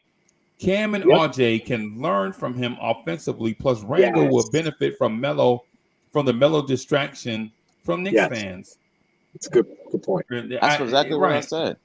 That's right. I agree. And two, I think we're overthinking the farewell tour thing. Yeah. The farewell tour doesn't mean that you feature a player. Right. All it means is you have a roster spot. Yeah. And then if there's an interview with Knicks PR want to grab somebody to interview, instead of them grabbing Isaiah Hartenstein, they grab Melo. That's all it means. Freezy, you really think that's gonna happen? Look at the Kobe farewell tour. No, wait. Hold on. That's The Kobe farewell tour was way blown out of proportion by the Lakers. They did it the complete opposite of what farewell tours are. The Kobe farewell tour is not the standard. That's not how you do it. Right? That's not how you do it. Like look at the Joe Dumars farewell tour. How about that one? When Joe Dumars was backing up Jerry Stackhouse and Allen Houston and Lindsey Hunter. How about that farewell tour? Right? Joe Dumars was a 2-time NBA champion, all NBA defense, one of the greatest backcourts of all time. And everywhere he went, he knew that he wasn't going to play. But other teams around the league brought rocking chairs out on the floor, and they bought big watches because they say the old man can't see, the old man can't tell time. And so it was like practical jokes and all that type of stuff. That is a farewell tour when teams around the league get to show you their appreciation for what you did in your prime, not what you're doing today. The way that they did, bro, they gave Kobe a 2-year, $25 million deal. He was the highest paid player in the league at 37 and 38 years old, coming off a torn Achilles and out of shape. That Kobe farewell tour destroyed the Lakers. That's not the way you do it. And we're not saying it do it that way, right? We're not saying doing it that way, right? We're saying this. If you bring back Melo, Melo has to understand that he is the 14th guy, right? And he may get interviews and things like that from Knicks PR, but he is not to infringe on the development of R.J. Barrett, Farron Hunt, Cam Reddish, Obi Toppin, and them other guys. Like Joe Dumars and Grant Hill, right? That was Grant Hill's team, right? When Joe Dumars had his farewell tour, right? Mm-hmm. Allen Houston was on that team. And y'all don't even remember the Joe Dumars farewell tour. That's how good it went. That's the way it's supposed to be. Send them off into the sunset. Like that movie Shane. Anybody seen that movie Shane? Send them off in the sunset. That's what it's supposed to be, right? Yep.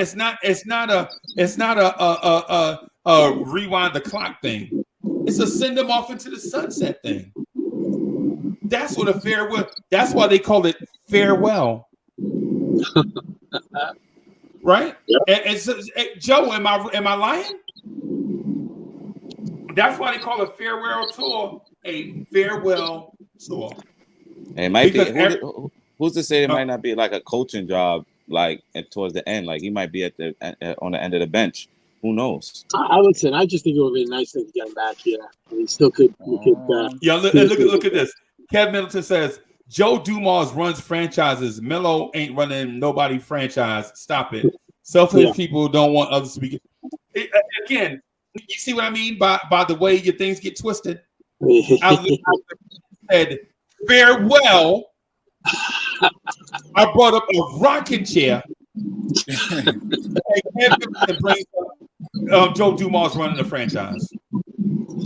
What are we sipping on Sunday morning? What are we drinking early Sunday morning? They still drink. I'll be sipping some Hennessy already. Already, I still exactly. You see that? Still drinking from the 4th of July. They're crazy all week. Think about Joe. I legit said teams were bringing rocking chairs on the floor, bringing out big watches so the old man can tell time.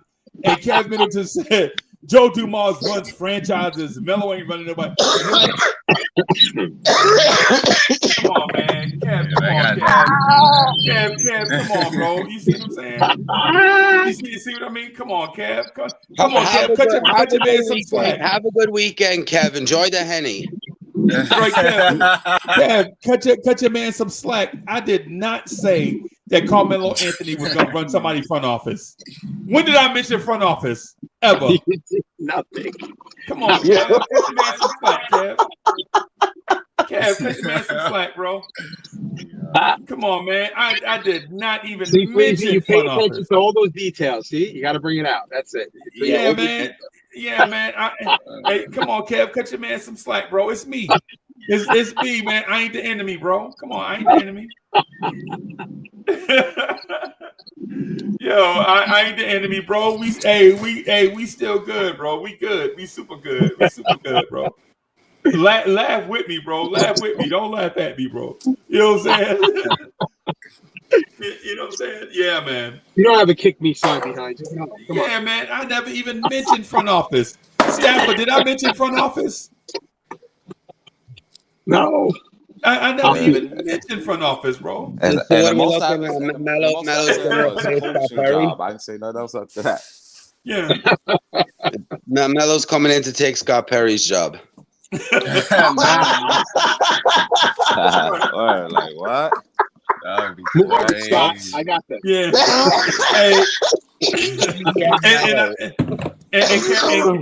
And Kev clarified his thought. He was just like, "Yo, he just talking in general." I got you. Yeah, he's on it. Yeah. I got you. But from I ain't gonna lie to you. But from the first when I first saw that statement, I was like, "What?" I didn't know. I'm glad he clarified it. He did clarify though. So that's dope. That's dope. You need to have one of those graphics up there. It says what? With a question mark. Get a fine one. Yeah, man. And so the thing for and against Melo, man, I'm not saying that either way the Knicks have to do anything. Right? No. Keyshawn, I'm not saying either way the Knicks have to do anything. They don't owe Melo nothing. No, what I'm saying is would it be a nice to have? Yes. Right. But everybody's in fear of just, hey, he's going to come in and take over the team. It's not like that anymore. It's not like that, man. You don't. No, it's not the take over the team thing. It's more like the distraction thing. Like we already know Julius is we already know Julius. It is. You have to put that in the equation, D'Angelo. It is a small distraction. I don't know. I feel like he's going to create that much of a distraction at 38 years old. How old is he now? Is he 38? He said. Yeah. Come on now. Every game, you're going to see Melo did this, Melo that on ESPN every game after every Knicks game.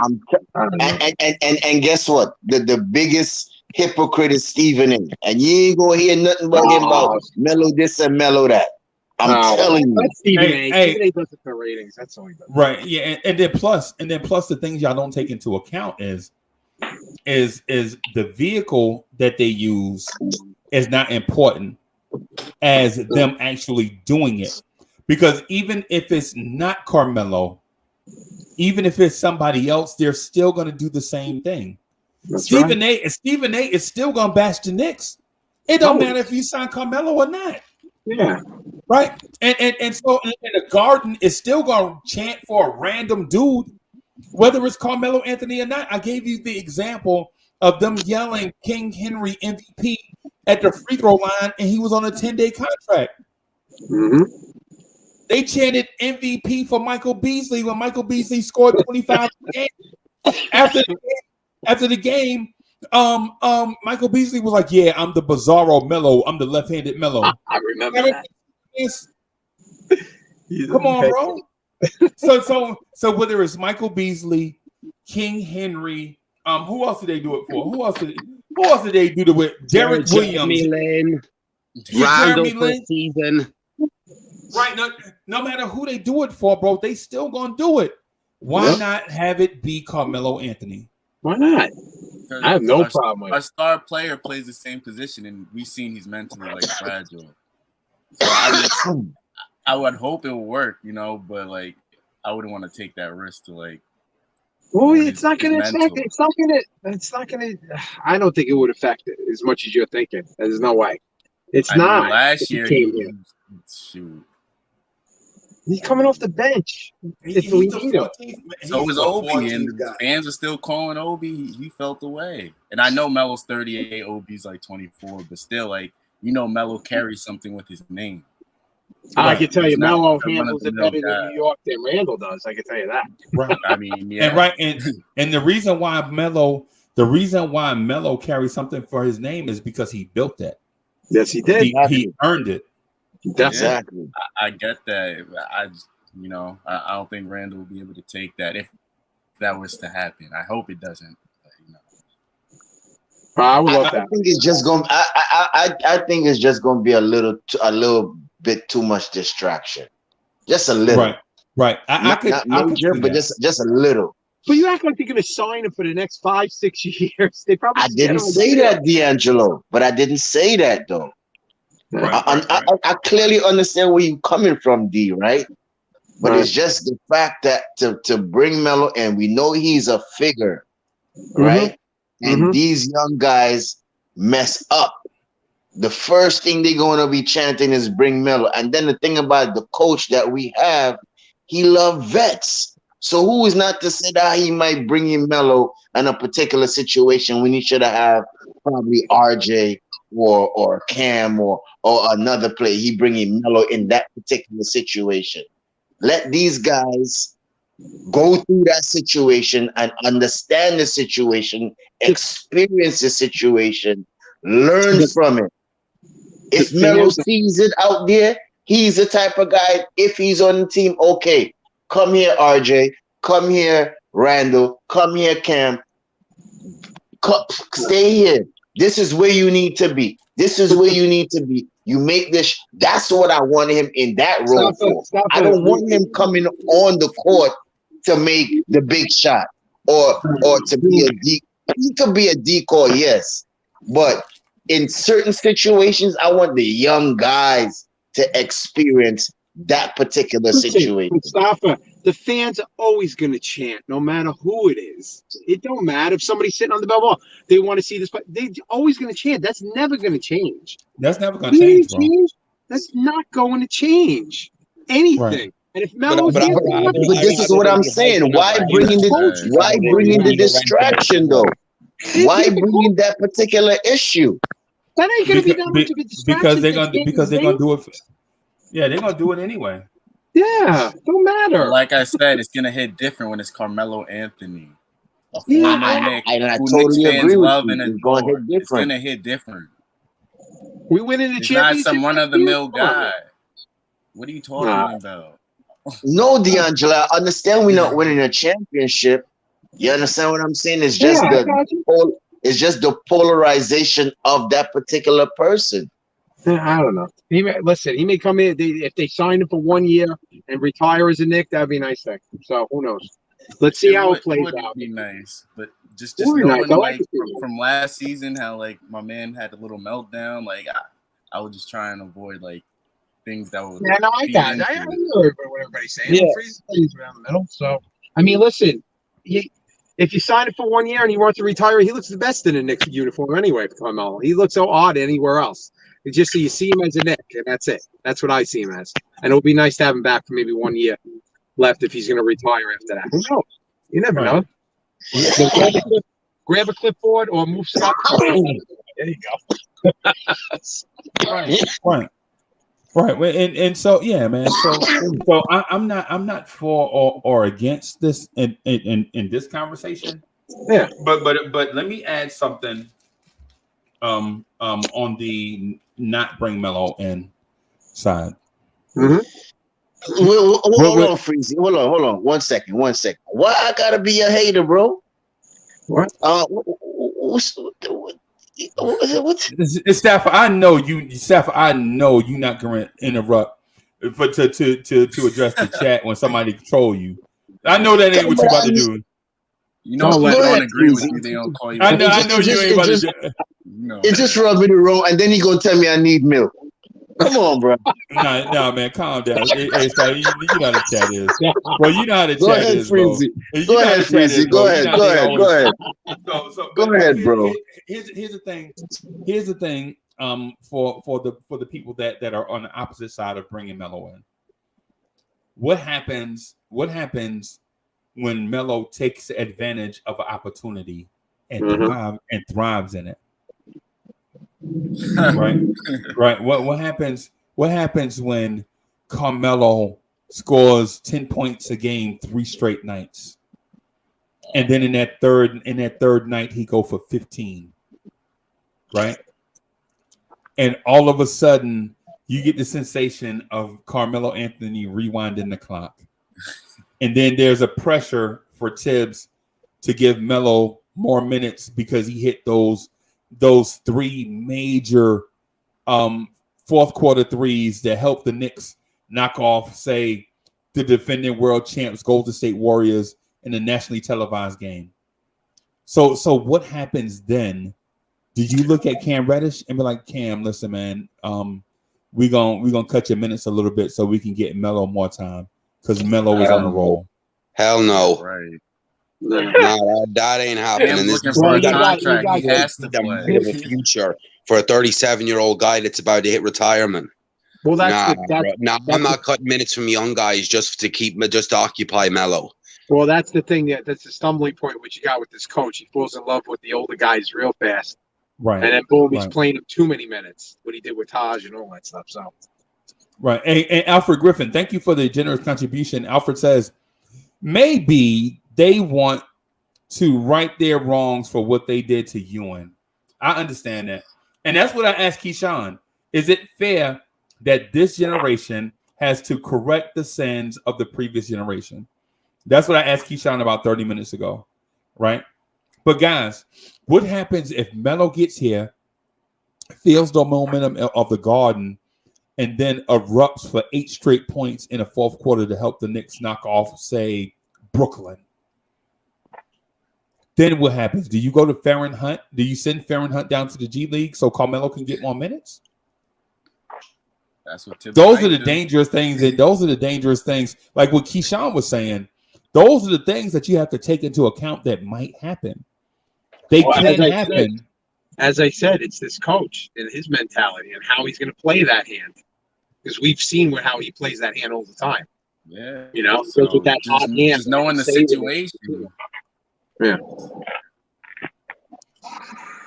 So, I don't know. Keyshawn, are you comfortable with that? If Melo is signed and Melo gets hot for like a 5, 6, 7 game stretch, say before the All-Star break, and then all of a sudden now you see Carmelo Anthony getting All-Star votes, that probably should have gone to RJ Barrett. Oh my God.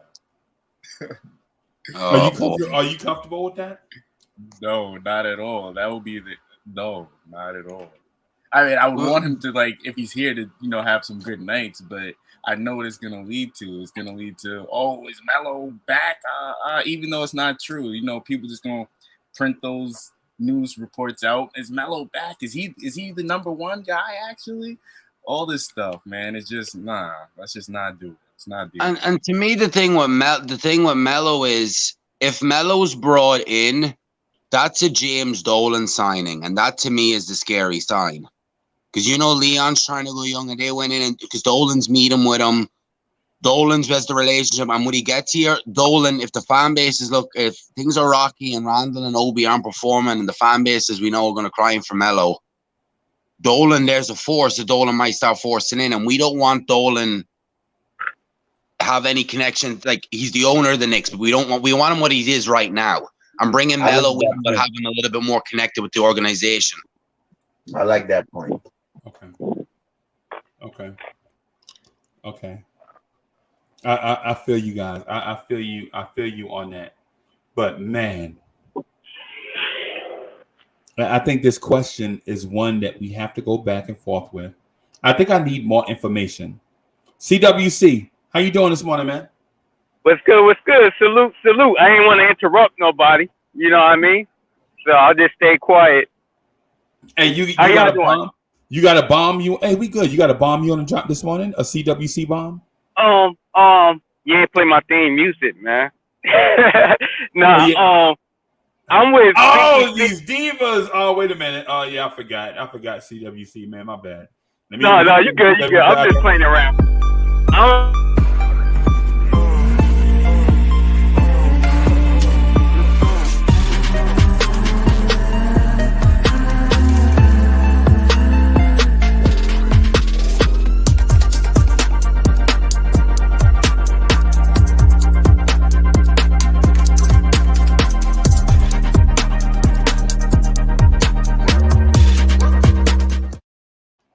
Hey, CWC, my bad. I ain't mean to call you a diva. I meant to call you superstar, man. My bad. I wasn't being disrespectful, bro. Hey, charge it to my mind, not my heart, bro. You know my heart is in the right place, bro. Nah, you good. You good. No, I'm with the 50-50 with the Melo situation, because you have to understand who our coach is, Tibbs. He'll play Melo like 40 minutes, man. And then I think if the front office do sign Melo, I think he will come and help Randall out. Like what you say, Uncle Freezy, and somebody else said it too. Like, because, Randall, he got a personal issue going on or whatever. And he'll take it on the court. So I think Melo will help that situation out. So I'm like 50-50 with the Melo stuff, though. I think he will help us win. You know what I'm saying? I don't think it'll be like a downfall if he do come in. But it's the only thing is with Tibbs, though. Tibbs our coach, man. That's the only thing. And then we got Rose. He a vet. So I don't know how that's gonna turn out to be. Cause we want to play our young guys, see what they get. So we don't want to keep on bringing too many vets in, cause we already cut Ty Gibson for that matter. So that's my point. Wow. Okay. Bro, hey, and see, the more I listen to y'all, the closer I get to the middle, which is odd. You know what I'm saying? The closer, the more information I get, the more my personal view gets more and more to the center. Like the tug of war pulling me both sides. You know what I'm saying? Like my heart is telling me sign Melo, right? My mind is telling me don't sign Melo, don't bring him here because of all the things that a Hall of Fame caliber guy at the end of his career brings. It's like the Cleveland Cavaliers are going to have the same decision when LeBron James is 41. When LeBron James is 41, he is going to legit be like, if it wasn't for me, y'all wouldn't have a championship. Y'all got to sign me to a 3-year deal. Y'all owe me that. And does Cleveland owe him that? Yes. Because Cleveland ain't never been nowhere close to the heights that LeBron James brought them to before LeBron James became a Cav. Right? But Freezy, but 3 years? Yes. Wow. Okay. And max money. I wouldn't even give him a 3-year deal right now. Never mind at 41. But think about what did Cleveland do without LeBron James in their history? Nothing, but you gotta look at your future, and they got a nice young core. And LeBron James coming in is going into an organization maybe winning one chip and depleting of assets and resetting the clock for 10 more years. And they've been building for 4 or 5 years now, and that hasn't been pretty. And now they're starting to take a step, and they got a young core, and now it looks better. And are they going to break that up just to throw LeBron in for a year and probably not even win a chip? To be honest, right? But the term "young core" is overrated, Joe. I ain't even gonna lie to you, bro. I remember Cleveland up a future. Like that's like them. Like that's like the Boston Celtics breaking up Brown and Tatum to have a year, like 2-3 years of Kevin Durant. No, but Kevin Durant is not a Celtic. But Kevin Durant is not a Celtic though. No, but you know what I'm saying? No, but what I mean is like them trading their young core to get him in. That'd be the kind of like the same thing. You bring in LeBron in because LeBron will come in and then he'll want to win now player. So them young guys and picks will be out the door. And then when you don't win anything, you're setting yourself back. So I don't know what the Cavs do it. I agree with you. They owe him that, but I don't know what they do it. There's a difference though, because LeBron James is a homegrown guy that brought them to the highest of the highs, right? And so the thing with Cleveland is, since I've been alive, Cleveland has had 6 or 7 young cores that did nothing. Oh my God! Look at this: Mark Price, Craig Elo, young core. They did nothing, bro. Dewan Wagner, and Trajan Langdon. They did nothing, bro. The Kyrie Irving, Dion Waiters. They did nothing, bro. I wouldn't give him no 3 years, and I'll give him probably 2 years, and the second year option. Just for him to come in, just to, as Madden said, just for 1 year, just to retire, a whole 3 years, and then you're saying max money. Max money. Who y'all talking about? Complete the roster to try and win. Yeah. That's Jill. What's his name? LeBron. That's just wickedness on top of wickedness. I don't even think LeBron would do that. All right. So okay. Let me do this real quick. Alfred Griffin, thank you for the generous contribution. Alfred Griffin says, hopefully Melo can take Randall to the next level, like offensively, and plus teach him to have thick skin and utilize his teammates more. That's the perfect situation, right? But here's what Andre Bryant said, right? LeBron at age 41 would bring billions to the city of Cleveland, right? And what y'all, I believe, and don't take this as a form of disrespect, right? But I believe y'all are being short-sighted about the LeBron James thing, right? Just imagine it. But I'm not talking to you, Keisha. I'm talking to Joe and Stafford. All right. Stop being so touchy, bro. You know I don't be going after you like that. No, you said you guys, so I just have to clarify. Meaning the guys that spoke. Meaning the guys that spoke, bro. Understood.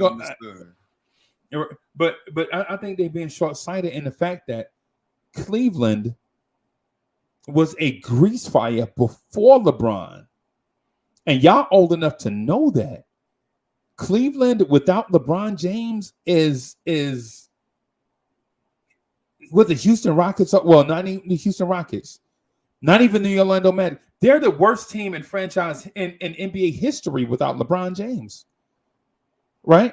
Without LeBron, Cleveland is a grease fire. Right?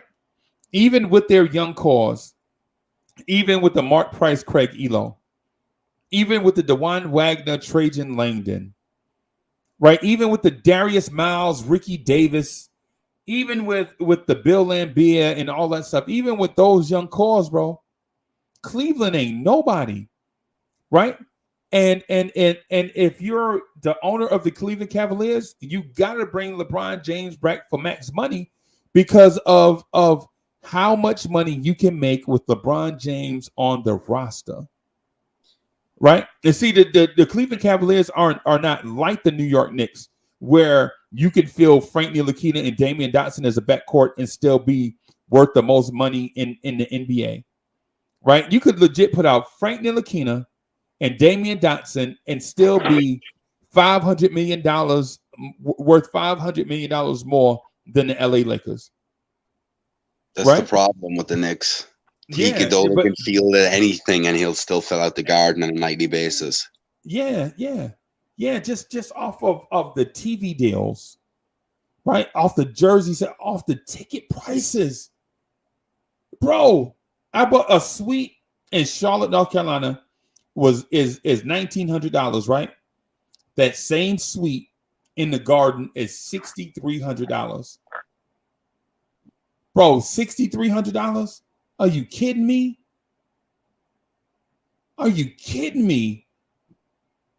Yo, Stafford, you remember what we said in Charlotte? Remember we had to pay $300? Yeah, I think it's something like that. Stafford, can you imagine what those seats? I think it was like 5 of us, so it's like $300 a piece or something like that. $300 a piece, right? Think about those same seats in Madison Square Garden. I know it'd be stupid. Right. We paid $300, so the guard, it's $1,100, $1,200. Easy for those same seats. Right?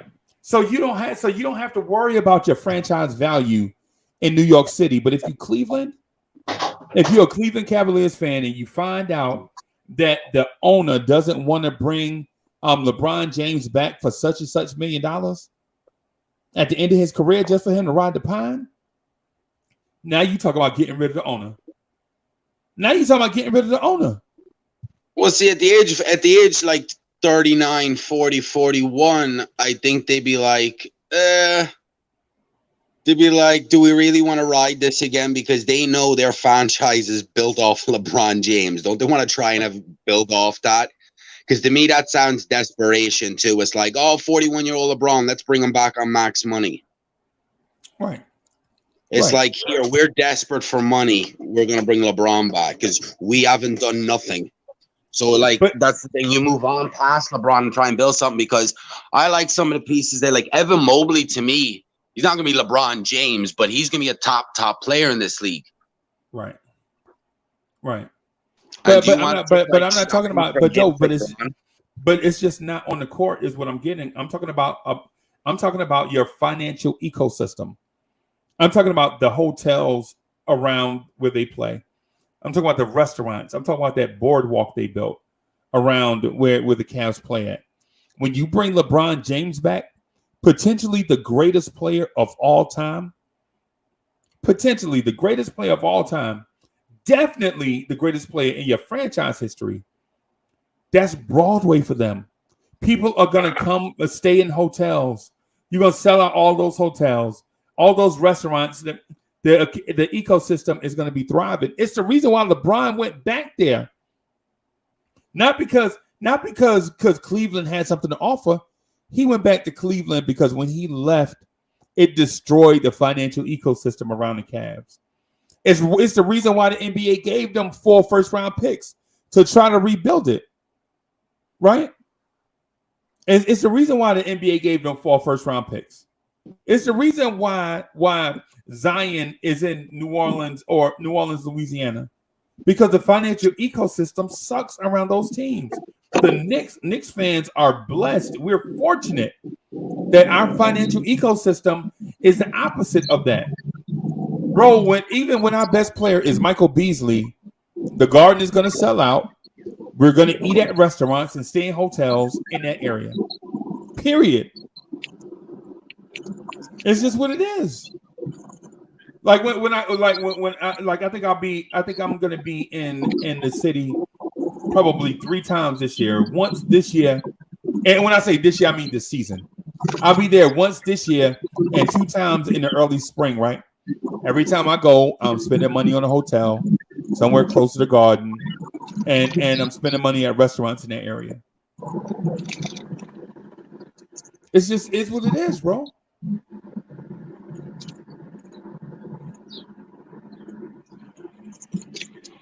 Nature of the beast. Yeah.